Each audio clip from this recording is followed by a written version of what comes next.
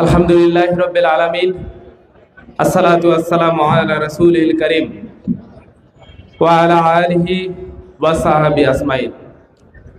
রব্বি ইশরাহ লি সাদরি ওয়া ইয়াসসির লি আমরি ওয়াহলুল উকদাতাম মিন লিসানি ইয়াফকাহু কওলি।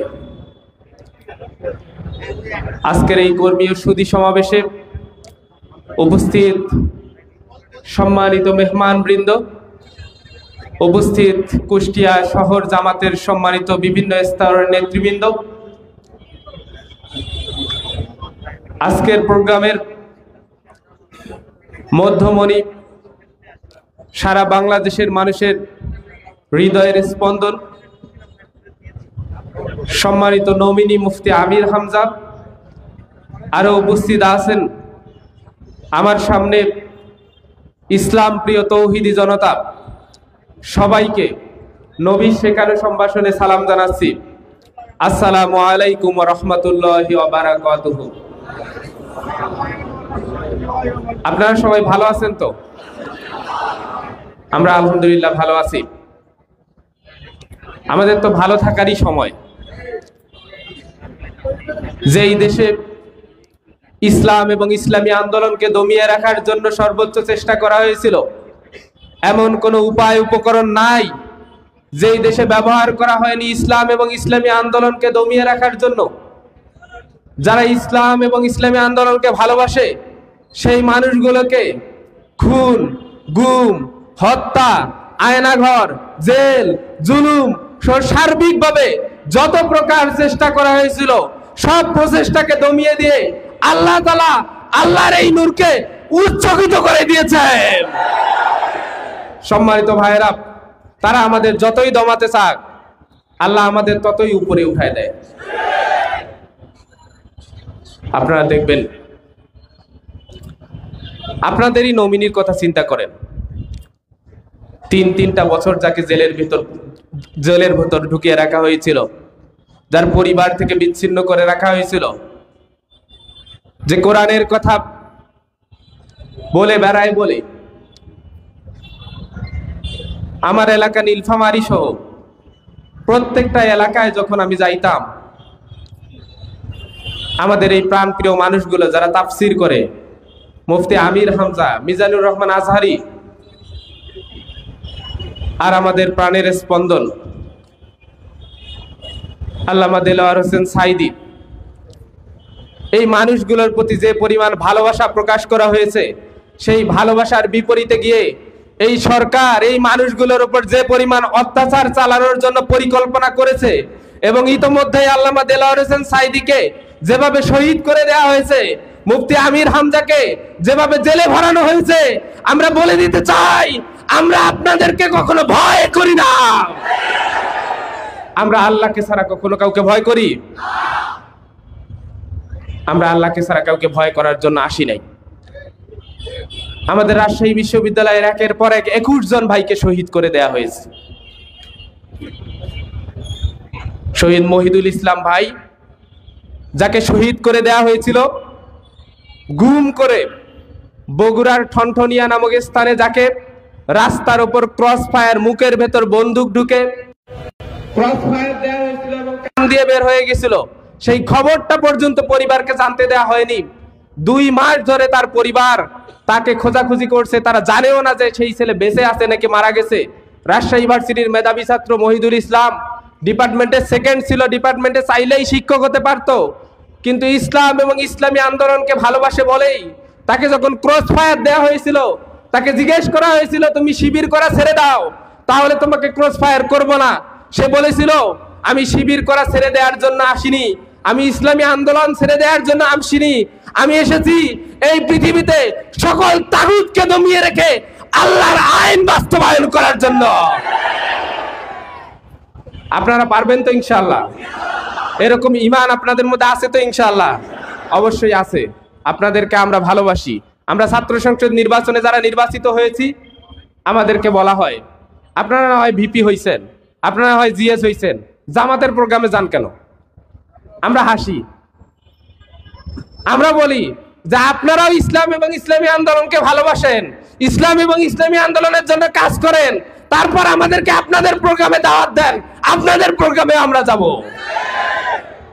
যারা ইসলাম এবং ইসলামী আন্দোলনকে ভালোবাসে না, যখন আমরা শিবির সভাপতি হিসেবে ক্যাম্পাসে নির্বাচন করছি, তখন তো সেই নির্বাচন আপনারা বানচাল করে দেওয়ার জন্য চেষ্টা করেছেন। আপনারা তো বলেছিলেন যে শিবির ভোট পাবে না, আপনারা তো বলেছিলেন যে ছাত্র শিবিরকে কেউ পছন্দ করে না। আপনাদের এই ধারণাকে ভুল প্রমাণিত করে সারা বাংলাদেশের সকল বিশ্ববিদ্যালয় শিক্ষার্থীরা দেখিয়ে দিয়েছে ছাত্র শিবিরকে শুধু আপনারাই পছন্দ করেন না, সবাই পছন্দ করে। শুধু ছাত্র শিবির নয়, বাংলাদেশ জামাতে ইসলামী সহ ইসলাম এবং ইসলামী আন্দোলনকে যারা ভালোবাসে, আল্লাহ তাআলা বলেছেন তাদের যতই জ্বালা পোড়ার কারণ হোক না কেন, আমি আল্লাহর নূরকে অবশ্যই উচ্চকিত করব। আল্লাহর নূর উচ্চকিত হয়নি? হয়েছে কিনা? মুফতি আমির হামজাকে জেলে ভরা হয়েছিল, তার সম্মান কমেছে না বেড়েছে? মুফতি আমির হামজার যারা সম্মান কমাতে চায় তাদেরই সম্মান বড়। এই ব্যাপারটা তারা বোঝে না, তারা নিজের কাজ বাদ দিয়ে আমাদের পিছনে সবসময় লেগে থাকে। আমরা তাদের হুঁশিয়ার করে দিতে চাই, আমরা আপনাদের নাম বলতে চাই না, কিন্তু এই বাংলাদেশে আর কোনো চাঁদাবাজি চলবে না, এই বাংলাদেশে আর কোনো সন্ত্রাসবাদী চলবে না, এই বাংলাদেশে আর কোনো ধর্ষণ, গুম, খুন চলবে না। সম্মানিত ভাইরা, আল্লাহ তাআলা আমাদের শিখিয়ে দিয়েছেন ইযা জা নাসরুল্লাহি ওয়াল ফাত, যখন আল্লাহর সাহায্য বিজয় আসবে তখন তোমরা তাদের মতো অহংকারী হয়ে যেও না। তখন তোমরা তিনটা এজেন্ডা নিয়ে কাজ করবা। কি? ফাসাব্বিহ বিহামদি রব্বিকা ওয়াস্তাগফির, ফাসাব্বিহ বিহামদি রব্বিকা ওয়াস্তাগফির। আল্লাহ তাসবিহ, আল্লাহর হাম, আল্লাহ শুকরিয়া অনুযায়ী শুধু বলা নয়, নিজের জীবন পরিচালনা করার জন্য আমরা প্রস্তুত আছি তো ইনশাআল্লাহ। আমরা অহংকার করি না, আমরা বলি না যে আমি আকসুর বিপি হয়েছি, আমি নিজের যোগ্যতায় হয়েছি। আমরা সকল প্রশংসা আল্লাহর জন্য দেই, আমরা সকল প্রশংসা আল্লাহর জন্য করি বলেই আল্লাহকে আমরা সকল প্রশংসার ঊর্ধ্বে, সকল প্রশংসার মালিক মনে করি বলেই আল্লাহ তাআলা আমাদের প্রশংসা, আল্লাহ তাআলা আমাদের সম্মান দিন দিন বাড়িয়ে দিচ্ছে, আলহামদুলিল্লাহ। আউখরা তুহিব্বুনাল্লাহু নাসরুম মিনাল্লাহি ওয়া ফাতহুন করিব। আল্লাহ তাআলা আরো বলেছেন ইন্নাল্লাযীনা ক্বালু রাব্বুনাল্লাহ, তোমরা শুধু আমার নাম বলো।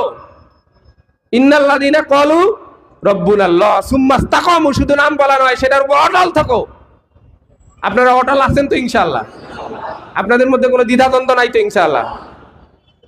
সারা দেশে জামাতে ইসলামের যে সাপোর্ট, অনেকে বলছে যে হ্যাঁ জামাতে ইসলামের জোয়ার একটা আসছে, কিন্তু জিতবে অমুক দল, এরকম নাকি? গত 16 বছর ভোট হইছে? ভোটই তো হয়নি, কেমনে জানবেন যে বাংলাদেশের মানুষ কাকে চাচ্ছে? যে রিপোর্ট গুলো করা হয়, এই রিপোর্ট গুলো খুব বেশি প্রকাশ করা হয় না, কারণ রিপোর্ট দেখে তো তাদের চক্ষু চরক গাছ হয়ে যায়। তারা ডাকসু নির্বাচনের 2 দিন আগে বলে যে শিবির একটা ভোটও পাবে না, শিবির একটা পদেও জিতবে না, এরকম বলে। তাদের ওই রিপোর্ট কি এখন আছে? ওই পরিসংখ্যান কি এখনো আছে? বাংলাদেশের মানুষ সব বুঝে গেছে না? সবাইকে দেখছে না? সবাইকে দেখার দিন শেষ, ন্যায় এবং ইনসাফের বাংলাদেশ ইনশাআল্লাহ। এজন্য আমরা বলি ইন্নাল্লাযীনা, আল্লাহ শিখিয়ে দিয়েছেন, আমরা জাস্ট আমল করি। আল্লাহর উপর আমরা আল্লাহর নাম বলেছি এবং সেটার উপর সুম্মা ইসতাকামু, সেটার উপর অটল রয়েছি ইনশাআল্লাহ। আল্লাহ তাআলা বদর যুদ্ধে ফেরেশতা নাজিল করে সাহায্য করেছিলেন, আপনারা জানেন তো? ফেরেশতা নাজিল করে আল্লাহ তাআলা সাহায্য করেছিলেন। আমাদের অসংখ্য মানুষ আমাদেরকে সাপোর্ট করে, তাও আমরা কখনো বলি না যে সংখ্যা দিয়ে আমাদের বিজয় হবে। বদর যুদ্ধে 313 জন সাহাবী 1000 জনের বিরুদ্ধে পরাজিত হয়েছে না জয়ী হয়েছে? আমাদের সকল বিজয় কম সংখ্যক মানুষ দিয়ে হয়েছে, যেই মানুষগুলো সুম্মা ইসতাকামু, অটল ছিল। আলহামদুলিল্লাহ, আমাদের ঈমান যদি অটল থাকে, শুধু মুসলিম নয়, অন্যান্য ধর্মাবলম্বী মানুষেরাও আমাদের প্রতি যে পরিমাণ ভালোবাসা দেখাচ্ছে, সকল মানুষের ইসলাম, ইসলামী আন্দোলন, দাড়িপাল্লা এবং আমাদের নমিনীদের প্রতি যে পরিমাণ ভালোবাসা আসতেছে, আগামী দিনে ছাত্র সংসদ নির্বাচনের বিজয়টা আগামী দিনে দাড়িপাল্লার বিজয়ের মাধ্যমে পূর্ণভাবে বিকশিত হবে তো ইনশাআল্লাহ। আল্লাহ তাআলা আমাদের তৌফিক দান করুক। আমরা সব সময় বলি আমাদেরকে ভয় দেখিয়ে, জুলুম করে, নির্যাতন করে আপনারা কখনো লাভ হবে না, আপনাদের লস হবে বরং।